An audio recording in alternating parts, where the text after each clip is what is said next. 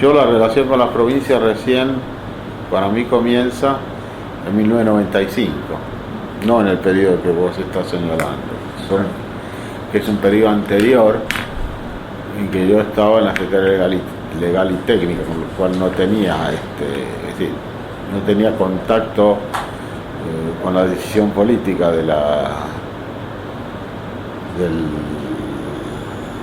los acuerdos financieros y fiscales. Pero sí sí a partir del 95, digamos. Pero en realidad las negociaciones fiscales con las provincias y los distintos acuerdos que se van alcanzando a partir de 1995 y hasta el final del gobierno están todos de alguna manera relacionados con los acuerdos que se habían alcanzado con anterioridad y están modificando algunas cosas, pero muy pequeñas. Es decir, no hay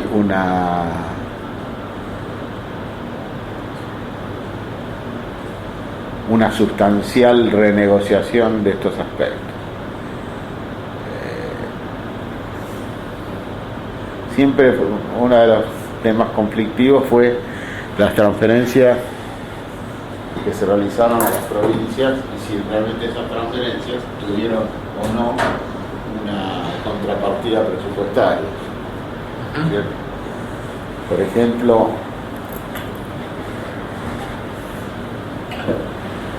la transferencia a los servicios de educación. Que es en el año 92. Claro.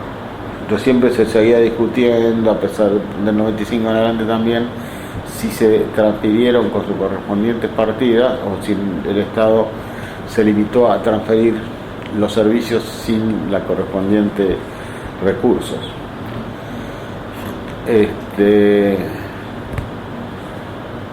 Después estaban los servicios de seguridad, estaba el tema también, y después de la reforma constitucional fue recurrentemente el tema de la transferencia de la policía a la ciudad de Buenos Aires, sobre todo cuando de la Rúa es intendente. Es decir, y la verdad es que ni de la Rúa ni nadie nunca reclamó la transferencia de los servicios policiales, que nosotros estábamos dispuestos a transferir, no tenemos ningún inconveniente en transferirlo. Es decir, nosotros pensábamos que la nación debía quedarse con una estructura similar a la de las FBI, es decir, para la persecución de delitos federales y lo que se llama también la policía científica, y había que transferir todo lo que sea seguridad metropolitana, bomberos,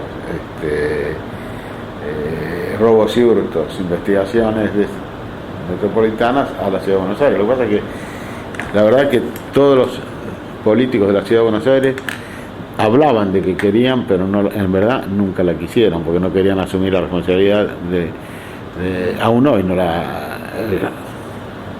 querían asumir la responsabilidad de la seguridad de la ciudad, preferían que la responsabilidad recaiga en el Estado Nacional. Hoy mismo, hoy que estamos en el año 2005, casi al fin de 2005, la reforma constitucional fue en 1994, hace 11 años, de los cuales casi 8 o más, la ciudad de Buenos Aires fue gobernada por partidos de la oposición, nunca reclamaron. Ahora, la oposición, digamos, los que han gobernado la ciudad siempre invocan a la ley Cafiero como una limitación. Sí, pero no hay una tal limitación, porque si el Estado se lo quiere pedir, la ley Cafiero no lo limita. Lo que sí hay, lo que pasa es que es muy simple, no quieren tener la responsabilidad de la seguridad. ¿Vos lo escuchaste a Ibarra reclamar la transferencia a la policía? Nunca. Lo máximo maquilló una especie de zorros grises como si fuera una policía. Ridículo. Lo que ocurre es que hay otro tema que sí es trascendente, es quién financia esa policía. Porque ellos pretendían muchas veces que nosotros transfiramos la policía con los recursos. Ahora, si nosotros transferimos, si el Estado Nacional se hace cargo de financiar la policía de la Ciudad de Buenos Aires, ¿por qué no financia la policía de Buenos Aires, o de Córdoba, o de Jujuy, o de Salta, o de cualquier otro lado. ¿Cuál es la diferencia? La única diferencia es que la ciudad de Buenos Aires es inmensamente más rica que las otras provincias. Entonces, ¿por qué tiene que el Estado Nacional financiarle la seguridad? Ahora, doctor, Perdón. doctor, las negociaciones con las provincias, digamos, más allá de que usted en las primeras no participó directamente, ¿encontraron, digamos, las provincias en bloque o divididas en términos de su alineamiento partidario o de otros factores, digamos? Las provincias... No, las provincias actúan como un bloque. No había además no había muchas provincias en manos de otros partidos. Había una o dos alternativamente, ¿no? Pero las provincias tenían intereses comunes, además. Debe recibir más dinero. Entonces, lo que pasa es que el Estado, que tenía urgencias financieras,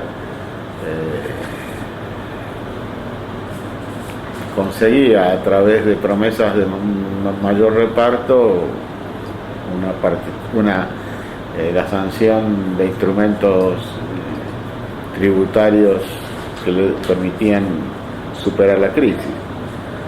Pero en verdad las provincias, además, todos los gobernadores eran conscientes de que nadie le podía sacar nada a nadie, y si la ley de cooperación era el 100, no podía ser 110. Si alguna provincia iba a recibir más, iba a ser porque había que sacárselo a otra o a la nación. Todos estaban más inclinados a sacar a la nación, ¿cierto? Pero en general nunca hubo tironeos, forcejeos, pero en verdad nunca hubo una crisis política generada en una actitud colectiva o parcial de las provincias que presionaran sobre el Ejecutivo Nacional. Por lo menos en los 5 años que estuve yo de ministro, no. Ahora volvamos entonces un poco para atrás, de vuelta al 90-91, en el momento en que están empezando las reformas. Se pasa de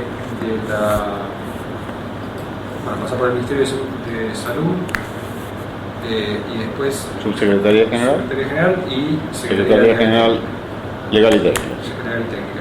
¿Cuáles son sus, en la Subsecretaría General y en la Secretaría Legal y Técnica, cuáles son sus principales responsabilidades? Bueno, en la Subsecretaría General las responsabilidades eran todas las responsabilidades políticas, en realidad, porque la administración de la presidencia no la teníamos, la tenían organismos de carácter burocrático administrativo, ¿no? Nosotros tenemos responsabilidades políticas, interveníamos en las negociaciones políticas, en las conversaciones, en el acercamiento de dirigentes de distintos sectores, en la comunicación con los dirigentes de la oposición, y fundamentalmente yo tenía a mi cargo la promoción de la reforma de la Constitución. ¿Y con qué sectores dialogaba? Con todos. ¿Y qué receptividad había para la reforma?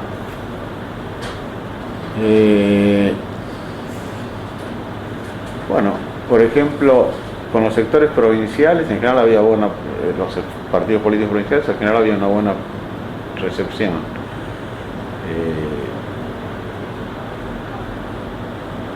Por ejemplo, con el bloquismo tenemos una buena relación. Lo que pasa es que los bloquistas, con buen criterio, el senador Bravo, con muy buen criterio, cosa que lo comprobamos post pacto, él era muy opuesto a la elección directa del presidente y vicepresidente. Él sostenía que esto iba a desequilibrar el equilibrio federal en favor de las grandes provincias, con lo cual un presidente de la nación podía tranquilamente ser elegido sin haber pisado, a lo mejor,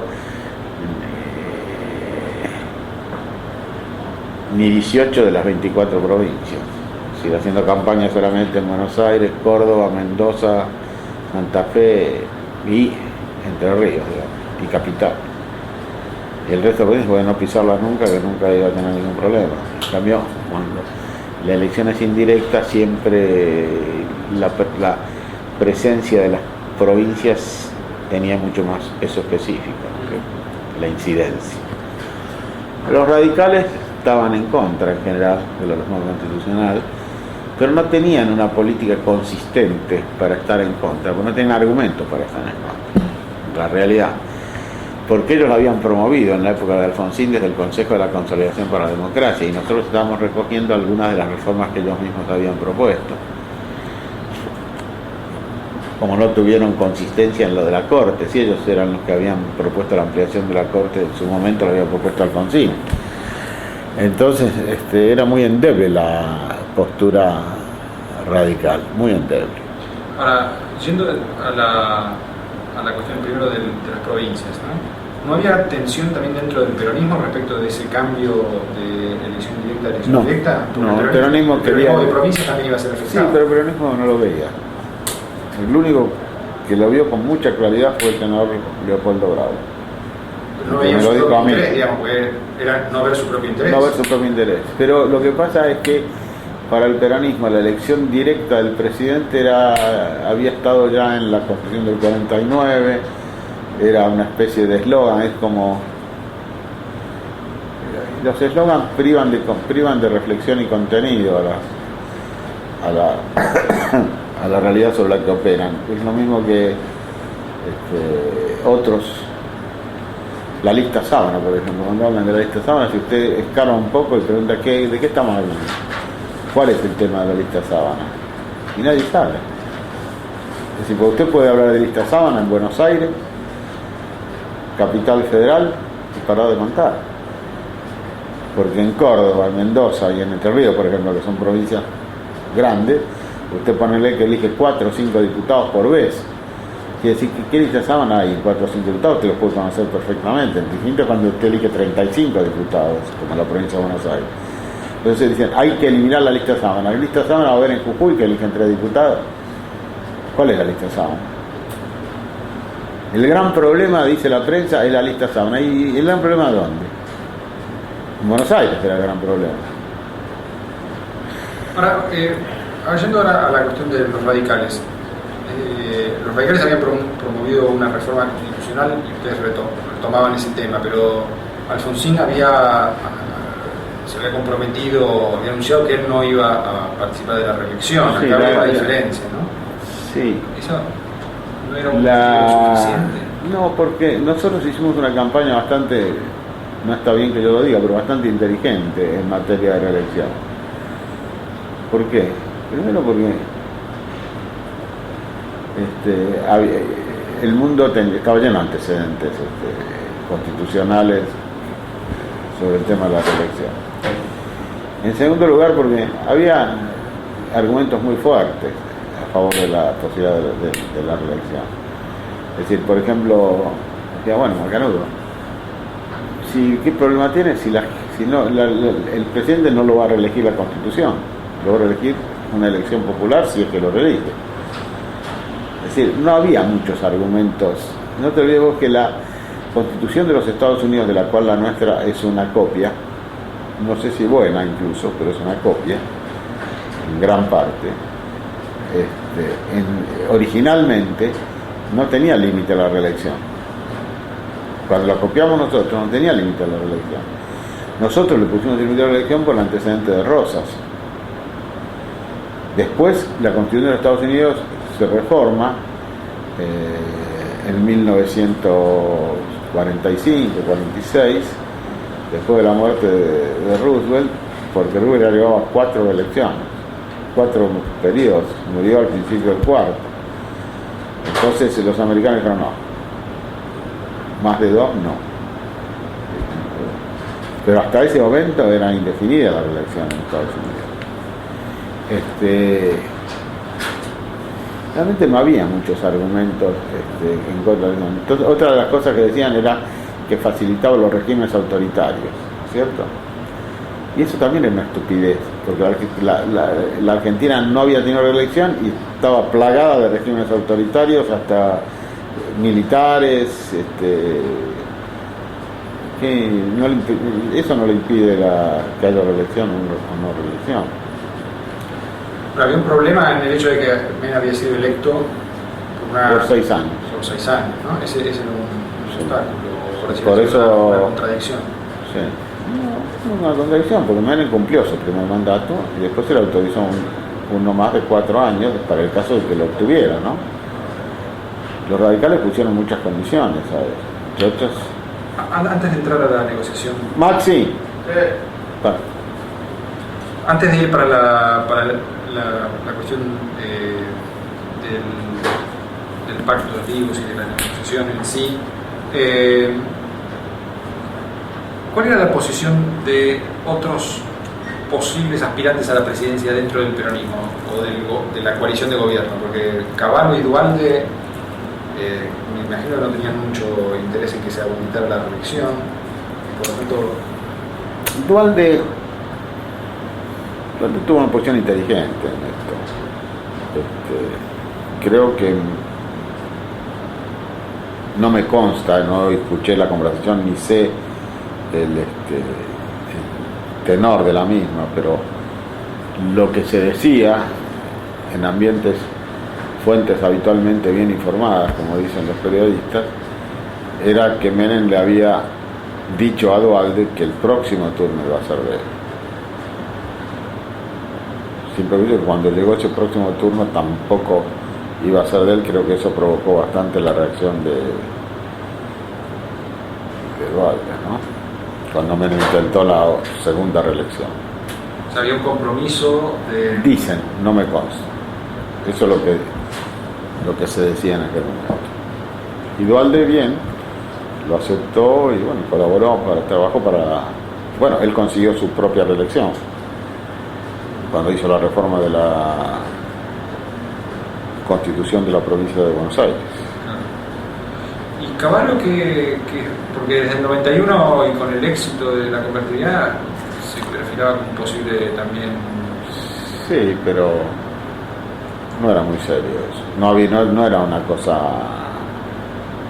políticamente con un peso específico determinante. Además creo que las ambiciones más bien de Cavallo fueron disparadas con la primera elección de Fernando Enrique Cardoso, no me acuerdo en qué año fue.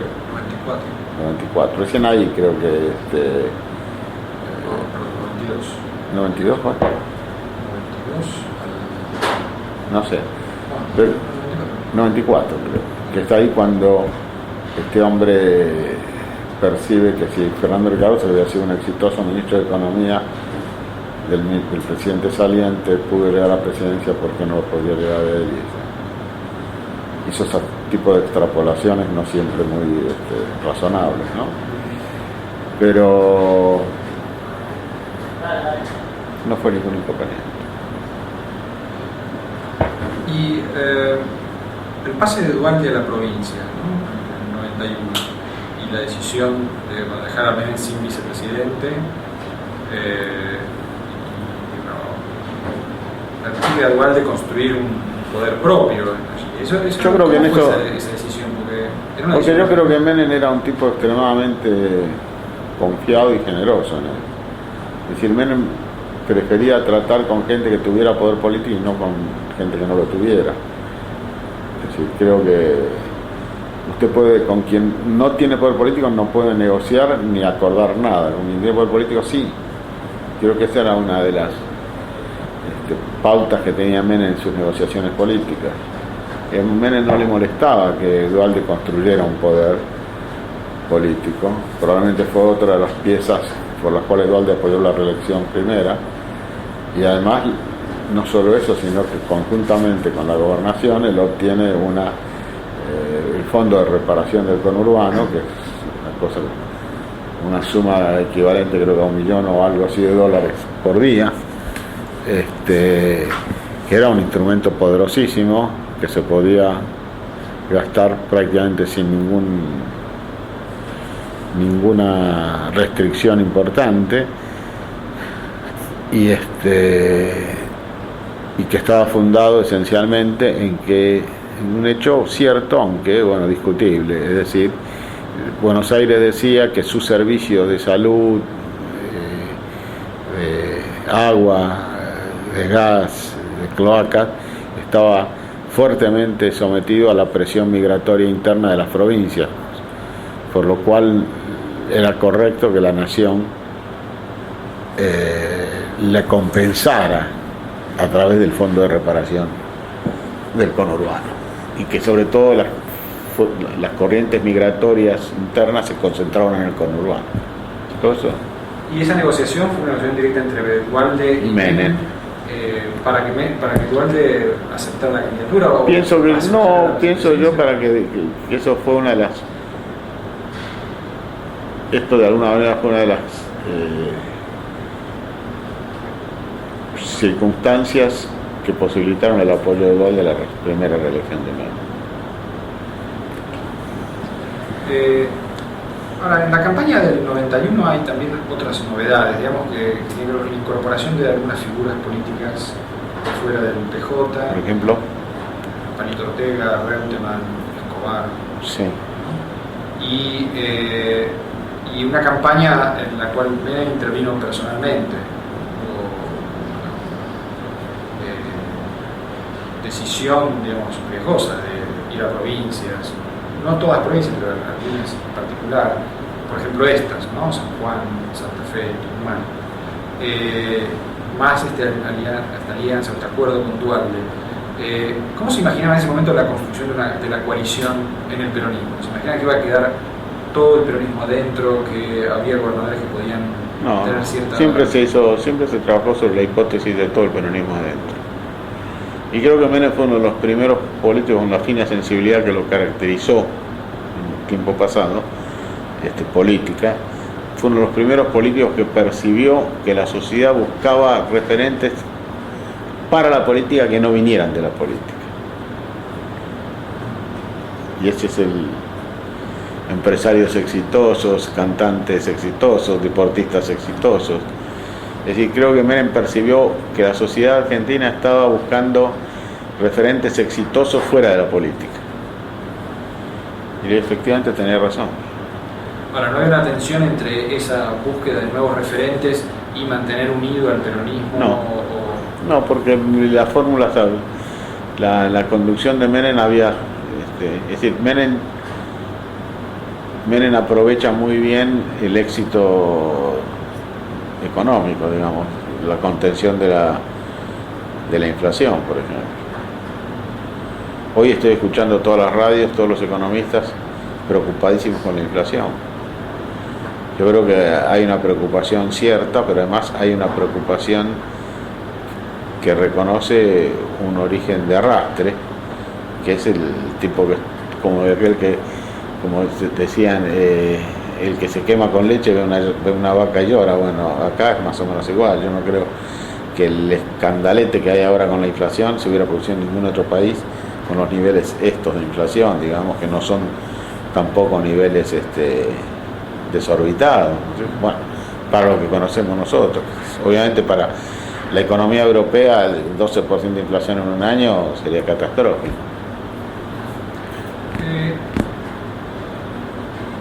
En el 92 hay en relación a esta cuestión del éxito económico, hay de todos modos un intento de Cavallo de modificar la convertibilidad, que genera una crisis. No lo conozco, ¿a qué te refieres? Cavallo anuncia que se van a flexibilizar algunas de las condiciones que impone la convertibilidad. Es un anuncio. ¿Vos decís la canasta de monedas? Sí. Eso es en el 92. Él anuncia por primera vez el tema de la... ¿No era en el 94, no fue eso? No, en el 92. Hay una crisis, además una corrida cambiaria y se produce un remesón. Y Cavallo abandona obviamente esa idea, ¿no? Es una especie de anticipación de que la convertibilidad no puede ser eterna. Bueno, él incluso dice que esa fue él veía el problema, pero que no... Yo nunca lo escuché eso. Escuché lo de la canasta de moneda, pero mucho más adelante lo escuché. Eso, ¿dónde lo dijo Cavallo, eso que vos decís? Eso fue, bueno, además se registra la crisis de confianza en que se dispara una corrida ¿Por qué? del dólar. No lo recuerdo, sinceramente. Sucedió eso hacia fines del 92. Había una conciencia de que la convertibilidad podía... No, la convertibilidad, la conciencia de la sociedad argentina. ¿Usted dice de dirigentes del peronismo o de la sociedad argentina? ¿Cómo se veía eso en el gobierno? La convertibilidad estaba teniendo No se éxito. discutía. No se discutía. Y la conciencia de la sociedad argentina era que era para siempre. Es evidente. Es más, lo hablamos, cuando a alguien se le ocurría eso, lo masacraban. La prensa, los comentaristas y todo el mundo. Es decir, nadie osaba hablar, ni la Alianza osó hablar en su mejor momento. Y Chacho tuvo que hacer un mea culpa antes de la elección porque tenía miedo que eso influyera en el resultado electoral. Así que la conciencia de la permanencia e invariabilidad del tipo de cambio era una conciencia nacional, les puedo decir. Yo creo que no hay ningún dato serio que diga lo contrario. Al contrario, hay muchos datos que en ese sentido. Ahora, de todos modos, en esos primeros años, Eso es por ejemplo, los organismos internacionales tenían posiciones críticas sobre el cambio fijo, ¿no? Sí. Después cambiaron, porque después del tequila el Fondo Monetario sí, cambió. abrazó la convertibilidad y la sostuvo. Pero en los primeros años había críticas, Sí. y en el gobierno eso no generaba discusión, no había una... No había una discusión sobre la convertibilidad. La convertibilidad era uno de esos íconos que no se toca. Si nadie los tocaba, la oposición tampoco. No, la oposición, digamos, parlamentaria, era muy poco la tocaba. ¿Quién hablaba en contra de la convertibilidad? Después que la convertibilidad se asentó y tuvo éxito. Nada. Bueno, algunos sectores sindicales, ¿no? Sobre todo sectores más Por ejemplo, combativos. Bueno, está apareciendo el CTA. sí, pero Y todavía Ubaldini tiene... era muy incipiente. Y la influencia de Ubaldini era el equivalente a nada. Con respecto al frente sindical, ¿cómo recuerda usted la negociación de la reforma constitucional? Porque los sindicatos también tardaron en apoyarla, ¿no? No hubo ninguna negociación. Con ellos no hubo... Absolutamente. Ninguna.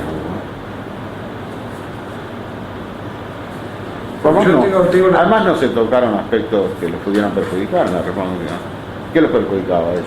No, pero yo tengo la versión. La versión o la información, el supuesto de que algunas de las medidas que podían haber afectado a los sindicatos se demoraron por ejemplo, para facilitar el apoyo sindical, ¿no? Por ejemplo, la flexibilización laboral, la desregulación de las obras sociales, que fueron medidas que más bien avanzaron en la segunda gestión, y en la primera se anunciaron pero no se implementaron.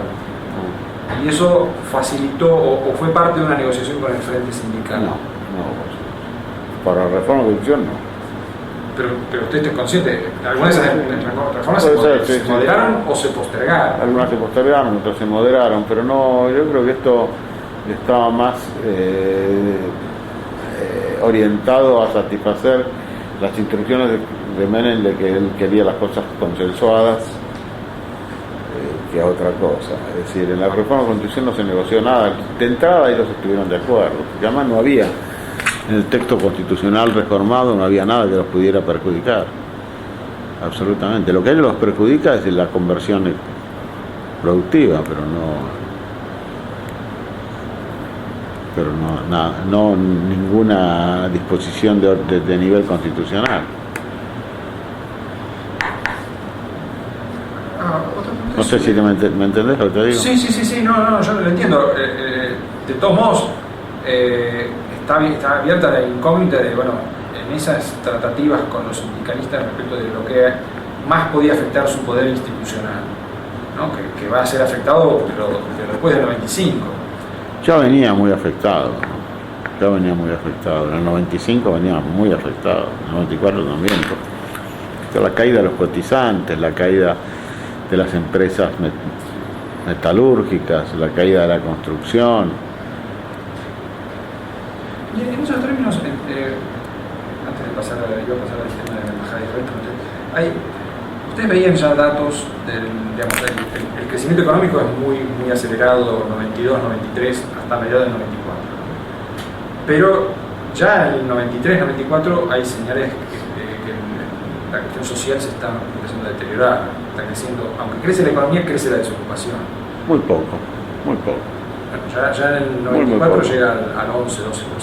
Muy poco. Nosotros afrontamos la elección del 95 con un 12%, algo menos de un 12 y algo. Y para las pautas de la Argentina y las pautas internacionales no era un nivel de desocupación sustancial, y no había desocupación encubierta, porque ahora dicen que hay 12 o 13%, no sé cuánto, pero ahí están contando todos los planes sociales, que en aquella época no había. En aquella época la desocupación se contaba sobre el trabajo real, no sobre los trabajos subsidiados, digamos, que no había en ese momento, afortunadamente. Ahora, ¿ustedes no advertían que había un problema en el tipo de crecimiento económico que se estaba consiguiendo, que era un crecimiento concentrado en actividades que no generaban mucho empleo? No, lo que ocurre es que el problema es un problema no de la Argentina, es un problema mundial. Es decir,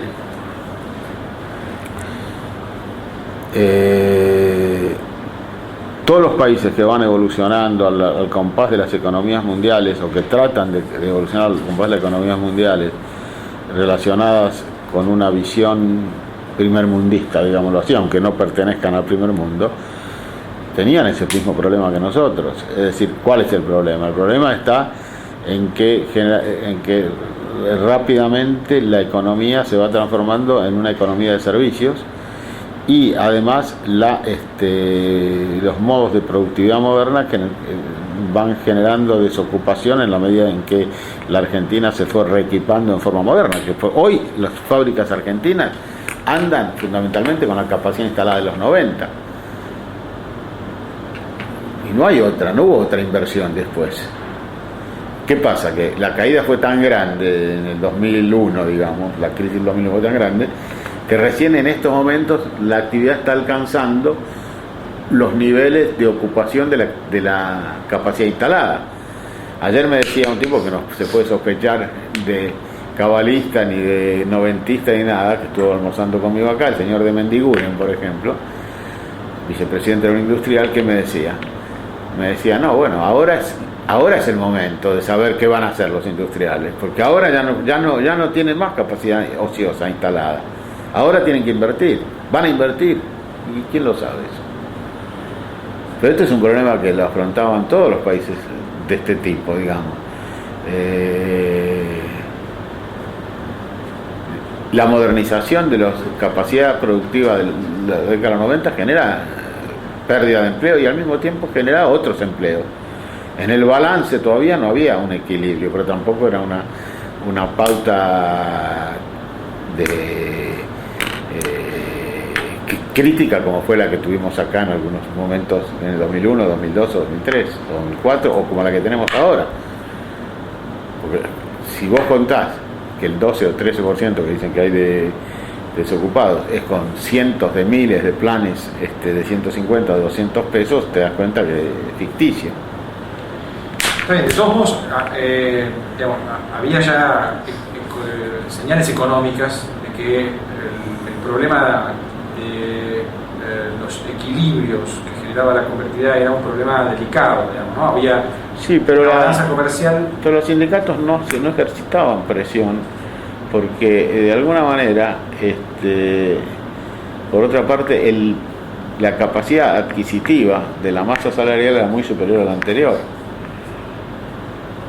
precisamente como consecuencia de la convertibilidad, ¿cierto?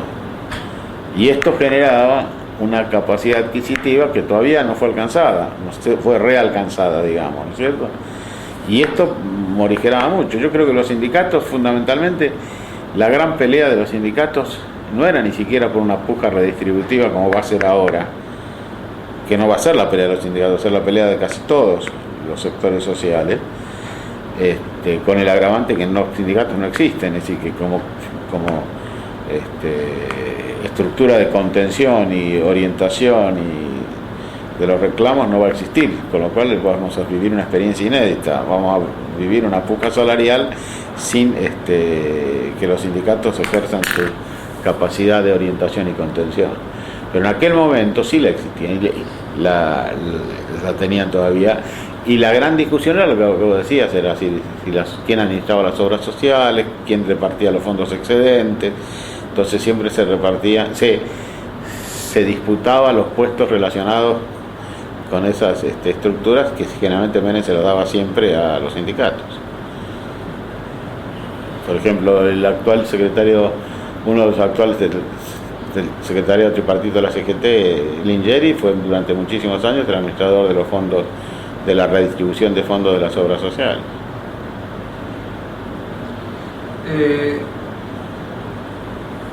Vamos a la cuestión de la embajada, ¿no? La pintora embajada, que es, no recuerdo, 92, digamos, ¿no? 92 o 91, 92.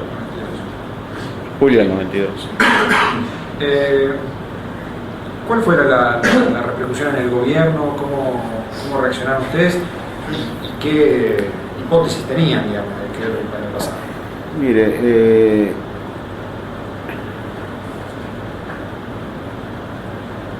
yo en ese momento estaba legal y técnica, no, subsecretaría general. No, todavía. Yo en la ley técnica estuve en 93-94.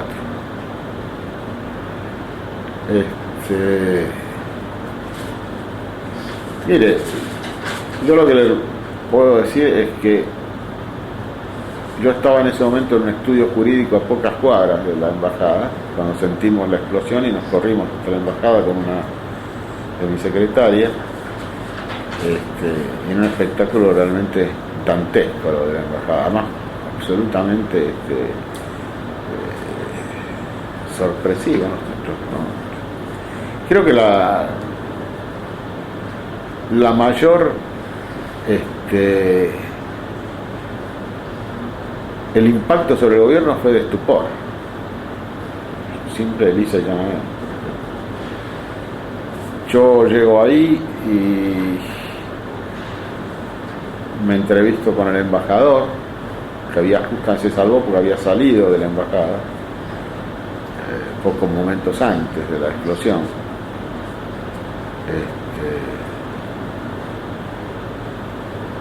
El ministro del Interior era Manzano. Manzano me pide que lo lleve al embajador a la Casa de Gobierno esa tarde, y lo llevé a la Casa de Gobierno porque era amigo mío el embajador. El actual embajador era un funcionario de segunda categoría en ese momento en la embajada. Perdió una secretaria, creo, ahí.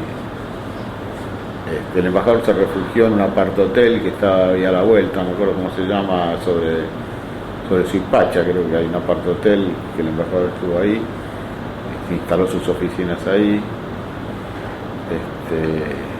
Bueno, estuvimos charlando, yo estuve charlando con la gente de seguridad de la embajada. Yo había estado hacía pocos días en la embajada estaba muy relajada la seguridad de la embajada. Evidentemente buscaron la oportunidad perfecta porque habitualmente siempre la embajada tenía un sistema de doble puerta, de doble cabina, digamos. Usted entraba a un lugar, se cerraba la puerta y esta era una especie de habitación antibomba y la atendían por un parlante y recién después le abrían la puerta a un segundo recinto, después de identificado.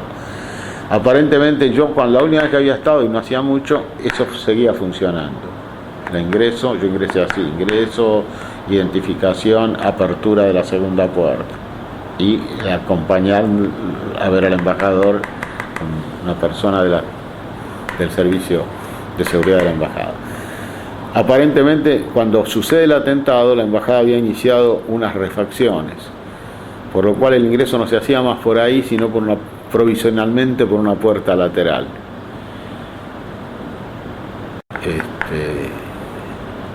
Estaba bastante relajada fue una bomba de muy alto poder porque rompió todo, no solo la embajada, sino un convento que había enfrente, una iglesia, unas embajadas que estaban al lado, los casas de departamentos sobre Esmeralda, sobre Arroyo. ¿Y qué hipótesis se empezaron a manejar en los primeros momentos? ¿Qué decía? Y todos hablaban de un atentado terrorista, medio en el aire, ¿no? Porque en realidad una cosa que es muy curiosa, tanto de la embajada como de la AMI, es que ninguna organización terrorista árabe se la atribuyó fehacientemente. Con lo cual, a uno se pregunta por qué. Si en general cuando ellos realizaban un atentado, se responsabilizaban porque era como una operación propagandística de alguna manera. Bueno, se vio de entrada, se percibió que era un suicida. Se le atribuyó a los servicios a Irán, a Siria, así, pero es decir, además la Argentina era un país impensable para ese tipo de situaciones, absolutamente impensable. Imagínese usted que a los Estados Unidos, que gastan, no sé qué presupuesto de seguridad tienen anual, pero debe ser un presupuesto de miles de millones de dólares, lo sorprende en medio de todos los problemas que tiene Estados Unidos, con lo que lo sorprendieron el 11 de septiembre. Imagínate la Argentina, que nunca había tenido ningún problema, no estaba ni siquiera preparada para investigarlo, no tenía ni elementos, ni personas, ni nada. Que hay en la Corte, que la Corte, en la historia de la Corte, nunca tuvo una investigación ni de este tipo ni ninguna otra, digamos. Es decir, era una cosa absolutamente inédita para la Argentina, era como, qué sé yo, tirar una bomba en un kindergarten, tendrían la misma capacidad de reacción. La Argentina no la tenía, la verdad no la tenía, no la había tenido nunca. Los problemas de seguridad de la Argentina no eran esos, pero no es que no eran esos para el gobierno, no eran esos para nadie, nunca nadie alertó sobre un tema eventual de este tipo. Bueno, las hipótesis fueron varias, yo no me acuerdo cuándo fue el viaje el viaje de Menem a Israel había sido un poco antes creo de la embajada, ¿no? Bueno, había sido la guerra del Golfo. No, pero antes había sido el viaje de Menem a Israel. Sí. Menem decide hacer un viaje a Israel oficial, que muchos le desaconsejaban, pero pienso más por razones de solidaridad interárabe que por otras. Menem se transforma en el primer presidente que visita Israel oficialmente en el ejercicio de su mandato.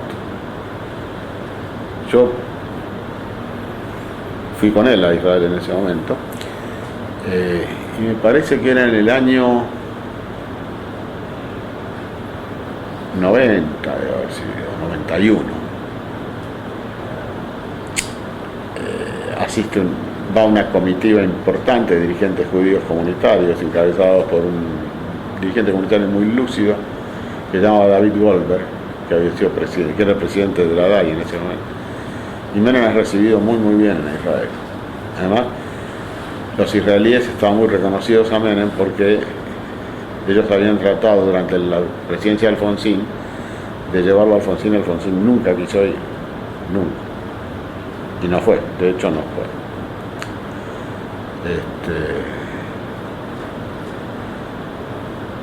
¿Y la guerra del Golfo qué año fue? 91. ¿91? Bueno, Menem también manda el par de barcos esos de la Armada a la guerra del Golfo.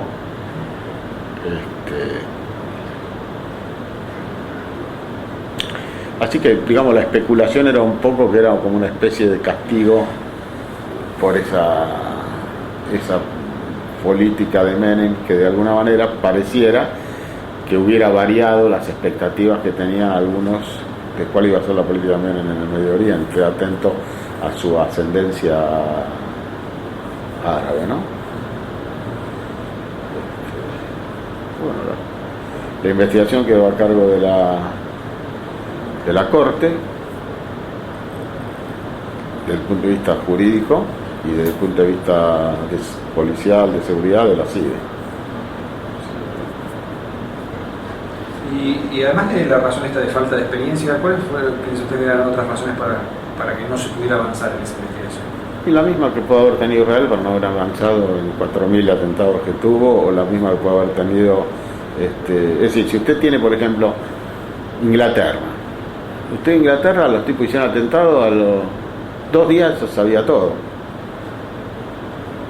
Claro, si usted tiene un país como Inglaterra, que tiene 4.250.000 cámaras distribuidas en todo el país, 8.500 cámaras en el subte, cámaras de vigilancia, que los terroristas nacieron, se criaron y vivieron en Inglaterra, porque no eran terroristas importados de ningún lado, que se inmolaron con sus propios documentos, que cuando recogieron eso ya tenían la foto, el nombre, que se limitaron entonces a pedir, a hacer un paneo de todas las cámaras donde pudieran aparecer, aparecieron conversando en la estación de Leeds, conversando a la salida de tal lugar, charlando en la estación de subte de acá, charlando en la estación de subte de allá, y tenían todo el panorama. Pero para eso tenés que tener los recursos, la experiencia y la estructura que tienen ellos. Nosotros no tenemos nada, absolutamente nada. Pensar que una decisión de no investigar es ridículo, porque si ningún gobierno hubiera podido exhibir mejor lauro que decir, bueno, descubrí esto. No descubrimos nada. Y lo poco que descubrieron se destruyó.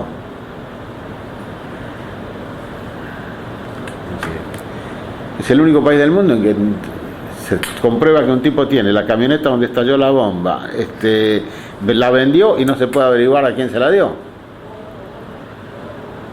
Y resulta que encima los absuelven. Es ridículo, ¿te das cuenta? No tiene sentido. Es decir, vos me decís, la primera investigación de la embajada queda a cargo del EBN. El EBN es como decir, queda a cargo del libro del EBN. ¿Qué se lleva a cargo? ¿Qué tenía que ver el EBN con todo esto? Nada. Lo que pasa es que la Constitución establece que cuando la investigación atañe a una embajada extranjera es competencia originaria de la Corte. Un disparate. ¿Qué va a investigar la Corte? Si no tiene elementos para investigar.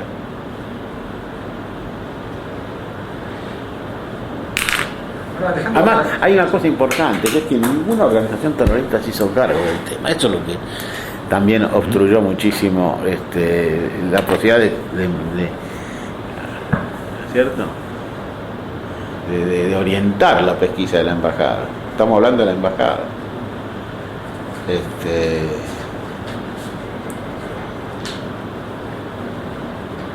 Para nosotros fue una sorpresa total. Para mí, por ejemplo. Supongo que para todos, para la estructura de seguridad también. Bueno, volviendo a la cuestión electoral, digamos. No, pero ¿querés contar algo más de eso? No, bueno, después podemos. Bueno, en realidad podríamos, sí, continuar con lo de la AMIA, en realidad, porque el problema del segundo atentado. El segundo atentado también fue tan sorpresivo como el primero, porque ya estábamos un poco mejor atentos, digamos, más. Igualmente. Nosotros veníamos de varios roces con Irán a raíz de distintas situaciones. Menem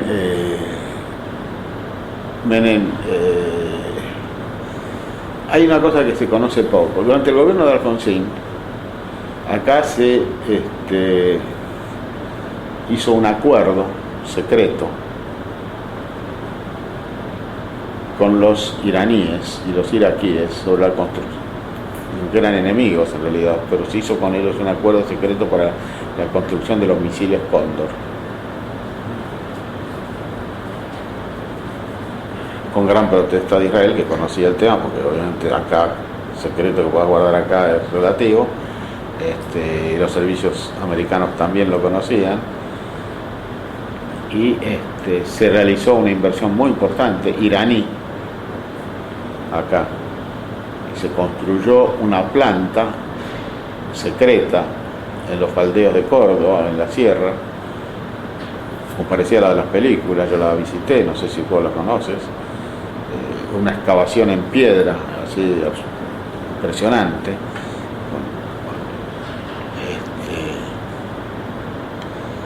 que luego, cuando se destapa esto, se descubre una exactamente igual en Irak. Exactamente igual. O en Irak o en Irán, no sé si, no estoy seguro. Ahora no estoy claro. Exactamente igual. Reproducida la fábrica nuestra en una excavación subterránea allá. Hay una inversión muy grande acá, manejada en muchísimo secreto,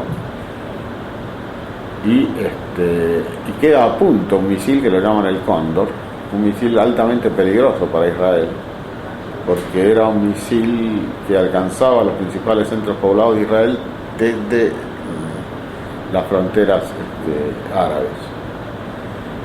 Se llama Cóndor. No sé si conoces el episodio. Relativamente no, sí, pero me interesa que usted lo relate. Cuando nosotros llegamos al gobierno, los americanos entran a poner presión para terminar con este proyecto. Y el que viabilizaba esa presión era el canciller Vitela. Y los americanos insistieron mucho en el desmantelamiento del misil. Nosotros teníamos esencialmente lo más valioso de nuestro misil era el sistema de teleguiado, que parece que era muy avanzado y muy importante. Y había varios. Bueno, para hacerla corta, el gobierno de Menem acordó con Estados Unidos el desmantelamiento de ese misil. Las partes más sensibles se embalaron y se mandaron algunas, casi todas, a una base militar americana en España. Pensando retrospectivamente, yo no sé si este también es uno de los agravios que pudieron haber existido contra nuestro gobierno, ¿no? Porque evidentemente el plan Cóndor, de los misiles Cóndor me refiero, era un plan que estaba muy avanzado. Se habían construido varios misiles que fueron desmantelados, etc. No quiere decir que tengan ojivas nucleares, que acá no las había, digamos, ¿no es cierto? Lo importante, lo valioso del misil era el sistema guiado que teníamos nosotros, que era tecnología nuestra. Y eso seguramente generó tensiones también en las Fuerzas Armadas, digamos. No generó tensiones. En la aeronáutica sí, algo. Yo estaba muy orgulloso de ese misil. Y eso generó conflictos también dentro del gobierno. Y del gobierno había gente que no estaba de acuerdo en acceder a esto, pero no creo, es decir, la Argentina no, es lo mismo que no era un país que estuviera en condiciones de resistir una presión dirigida en ese sentido. Eso también fue un elemento interesante. Digo, porque el Cóndor servía sin duda en relación a Malvinas, digamos. No estaba diseñado para Malvinas. No estaba diseñado. No llegaba a Malvinas. Estaba diseñado para Israel. No llegaba a Malvinas. Te olvides vos que Malvinas no está tan cerca de acá. Israel está mucho más cerca, los centros poblados israelíes están muchísimo más cerca de las fronteras árabes que Malvinas. No te olvides que en la guerra de Malvinas, con tanques suplementarios, los Mirage tenían para operar 2 minutos y medio. Y tenían que volver si no se caían al agua, antes de llegar de vuelta para acá. Pues no tenían autonomía. No sé si leíste, hoy o ayer salió un anticipo qué curioso, del libro del analista de Mitterrand. Sí. ¿Sobre Malvinas leíste? Sí, las conversaciones sobre Thatcher. Pero sobre Malvinas, ¿leíste lo que dice ¿Te dan cuenta de que No, pero lo que dice, ¿con qué Thatcher lo aprieta? ¿Qué es lo que quería Thatcher? Los códigos de los misiles. De los misiles Exocet, que ahora revelan que los vendieron ellos. Porque hasta ahora toda la mitología era que era una venta de armamento secreta a través de comerciantes, de traficantes de armas, y Mitterrand dice que los vendieron ellos. Es interesante, hay una película muy buena ahora sobre Mitterrand, se llama The Last Days, los últimos días de Mitterrand. en que un periodista que lo acompañó los últimos días de él, porque él estaba haciendo un libro para él, cuenta las reflexiones literarias, muy interesante. No lo estrenaron acá, creo. No escuché. ¿Eh? No, yo por lo menos no escuché nada.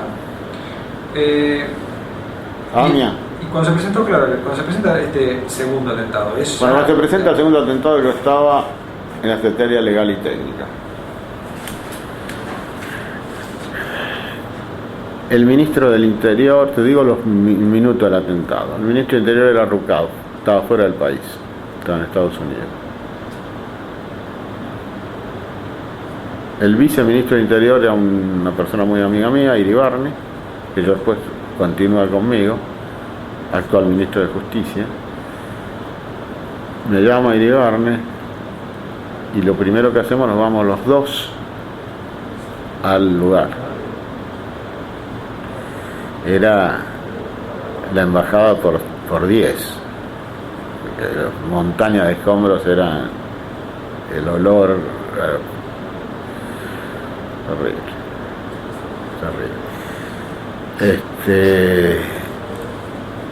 Y damos juntos una conferencia de prensa, Iribarne y yo, porque no estaba ausente, y vino después, no sé si 1 o 2 días después. Damos una conferencia de prensa, Iribarne como viceministro de Interior, y yo la verdad que no sé cómo qué, pero como me pidieron, y como estaba ahí de medio de comodín,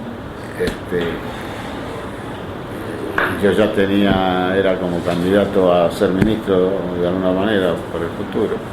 Sí, de prensa. No. Tampoco teníamos idea muy clara, nadie tenía idea muy clara en esos primeros momentos de dónde venía. Pero ahí se toman 2 o 3 decisiones muy importantes, que es inmediatamente se abre la investigación a todos los servicios que quieran colaborar. Vienen los israelíes, los americanos. No sé si viene alguien más. Porque se habían dado cuenta de que no era una cuestión de que pudiese manejarse solamente con los nuestros, ¿no es cierto? Estaban más acostumbrados a espiar a ver quién te cogía a quién, o así que temas de seguridad. Desgraciadamente nunca tuvimos, de parte de ninguno de los servicios exteriores que se manejaron acá, nunca, yo tengo los informes, no aportan absolutamente nada más de lo que ya tenían, que era bien poco. Bueno, sigue la investigación, bueno, después, ahí ya la investigación, como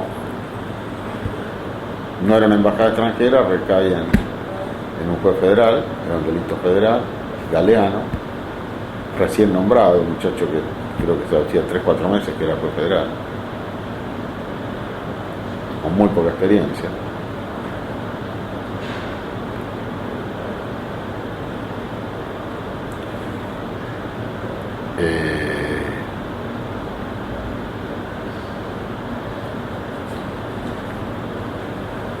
Bueno, el gobierno, el ministerio en aquel momento, a cargo de Rucao, pone todo lo que pueda tener, digamos, la policía, el ministerio, el servicio de la investigación.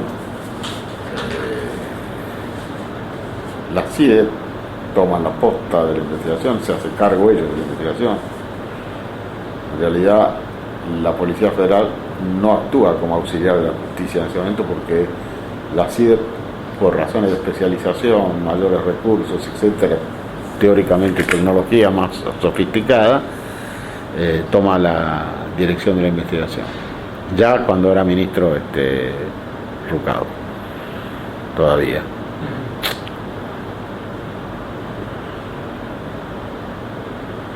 Eso fue en julio, ¿no? No, sí, julio del 94.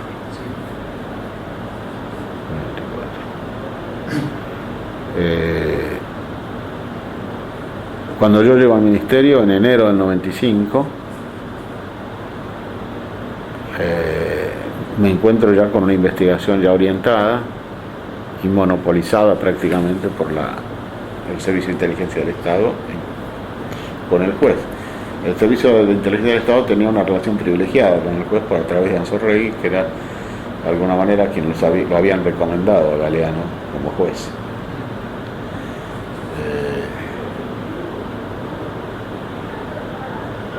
Bueno, Galeano se pone a investigar y aparecen decenas de pistas, porque cada uno tenía su pista, más aparecen locos que te cuentan, que ya sabían, que te avisaron, hay locos que acá en la Argentina que avisaron el accidente de Carlitos, el atentado de la AMIA, el atentado de la embajada, todo te aviso, fabrican cosas. Bueno, había montones de pistas, ¿no es cierto? Y bueno, yo un par de años después, para tratar de colaborar más eficientemente y centralizar más la actividad de la policía, creamos la unidad antiterrorista sobre un modelo americano de la Policía Federal, que elegimos un comisario prestigioso de aquel momento, el comisario Palacios, Jorge Palacios, que venía de una buena background, digamos, tenía muy buenos informes, a pesar de que no era hombre de mi amistad, al contrario, había tenido problemas con él, pero en este hecho objetivo parecía ser el mejor. De hecho fue muy buen investigador. Bueno, ahí es cuando empieza Página 12, esencialmente, con la teoría que después Página 12 ellos mismos la descalifican, porque los primeros que le obligan al juez a fijarse en Tejeldín, en Rivelli, en todos esos tipos, era Página 12. No era Galeano. ¿Por qué? Porque Tejeldín hablaba con dos periodistas de Página 12, con Coleman y con Lechman. Y son ellos los que instalan desde Página 12 la teoría de la Traffic, de Rivelli, de esto, de lo otro. Bueno, eso es una de las... Después se comprueban algunas cosas relativas a unos y a otros, pero nunca se pudo avanzar en lo que era el eslabón final. Está bien, Tejeldín era un personaje del negocio de los autos robados, truchos y todo. Tuvo la Traffic. ¿A quién se la dio?